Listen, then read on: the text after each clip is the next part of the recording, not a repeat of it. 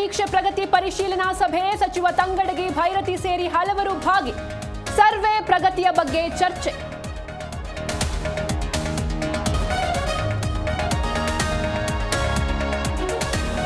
ಜಾತಿ ಗಣತಿ 95% ಮುಗಿದಿದೆ ಸಮೀಕ್ಷೆ ಹಿಂದುಳಿದವರಿಗೆ ಮಾತ್ರ ಅನ್ನೋದು ತಪ್ಪು ಕೇಸರಿ ಪಡೆ ವಿರುದ್ಧ ತಂಗಡಗಿ ವಾಗ್ದಾಳಿ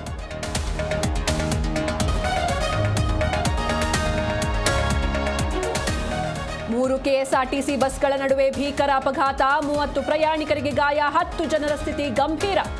ಮಂಡ್ಯದ ಬಾಚನಹಳ್ಳಿ ಬಳಿ ಆಕ್ಸಿಡೆಂಟ್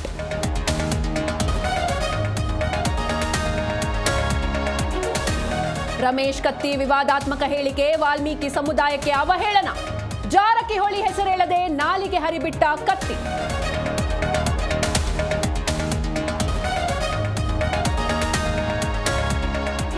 ಚಿಕ್ಕಮಗಳೂರಿನ ದೇವಿರಮ್ಮನ ಬೆಟ್ಟದಲ್ಲಿ ಭಕ್ತಸಾಗರ ಮಳೆ ನಡುವೆಯೂ ದೇವಿ ದರ್ಶನಕ್ಕೆ ಕಾತುರ ಸಾವಿರಾರು ಭಕ್ತರಿಂದ ಪ್ರಾರ್ಥನೆ